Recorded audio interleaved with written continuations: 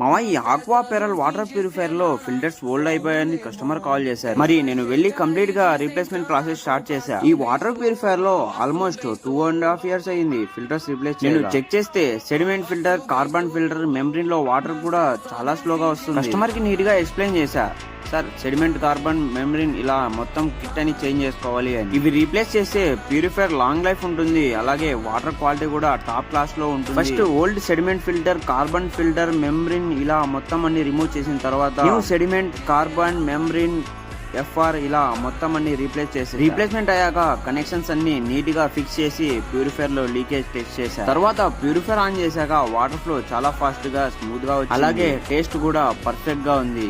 Basically full new filter లా water flow వచ్చింది. ఇప్పుడు complete గా న్యూ ఫిల్టర్ లా ఉంది అని కస్టమర్ కూడా చెప్పారు. ప్యూర్ వాటర్ అంటేనే హెల్త్.